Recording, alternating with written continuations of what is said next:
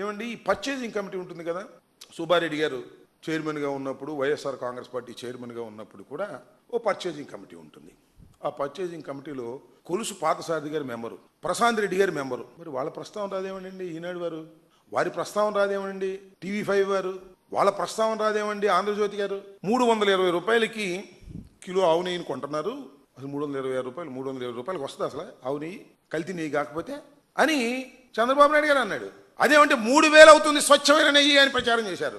ఈనాడు వారు అయితే కనీసం 1000 నుంచి 1600 రూపాయలు చేస్తుంది, స్వచ్ఛమైన నెయ్యి కొనాలి అంటే 320 రూపాయలకి మీరు కొన్నారంటే ఇది కల్తీ నెయ్యి పో అని చెప్పేశారు. రేటు ప్రకారం కల్తీ నెయ్యి చేసి పారేశారండి. అంటే 1000 రూపాయలు 1600 కొంటే ఈనాడు ప్రకారం అది స్వచ్ఛమైన నెయ్యి, చంద్రబాబు నాయుడు ప్రకారం కొంటే 3000 కొంటే అది స్వచ్ఛమైన నెయ్యి. నేను అడుగుతా ఉన్నా, ఇప్పుడు ఈ తిరుమల తిరుపతి దేవస్థానం బోర్డు ఎంత కొంటున్నారయ్యా? ఇప్పుడు 1600 కొంటున్నారా, 3000 కొంటున్నారా, 1000 రూపాయలు కొంటున్నారా? కాకపోతే 320 రూపాయల కన్నా ఎక్కువ, 1000 రూపాయల కన్నా తక్కువ కొంటున్నారు. ఇది స్వచ్ఛమైన నెయ్యి అని నమ్మాలా? మీరు చెప్పే ఆర్గ్యుమెంట్ ప్రకారం చెప్పండి, నేను అడుగుతా ఉన్నా. ఇప్పుడు ఎలా ఇది స్వచ్ఛమైన నెయ్యి అని ఎలా మీరు చెప్పగలుగుతారో? అప్పుడు చేసినటువంటి ఆర్గ్యుమెంట్ ఏమైంది అని నేను అడుగుతా ఉన్నా.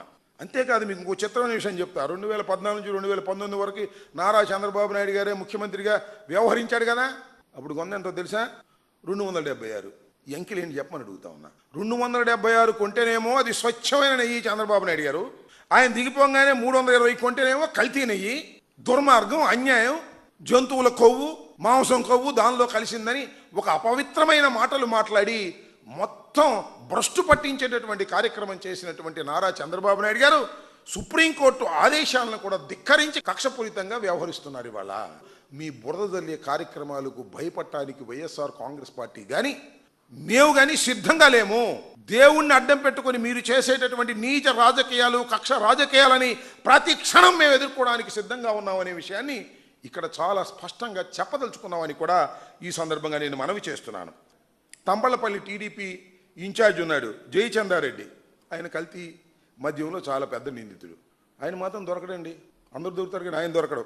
ఈ కేసులో ఉన్న ఆయన బావమరిది గిరిధర్ రెడ్డి దొరకడు, జయచందారెడ్డికి PA రాజేష్ కూడా దొరకడు, వీళ్ళందరూ దొరకడు. దొరికారనుకో, వాళ్ళు పట్టుకున్నారనుకో, వాస్తవాలు బయటకు వస్తాయి.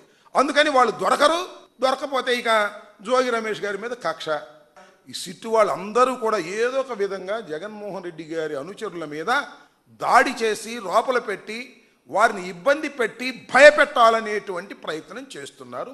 ఈ కార్యక్రమాలను ఇప్పటికైనా మీరు ఆపుకోకపోతే నెంబర్ 1 దైవం క్షమించదు, నెంబర్ 2 దీన్నంతా పరిశీలిస్తున్నటువంటి ప్రజలు క్షమించరు.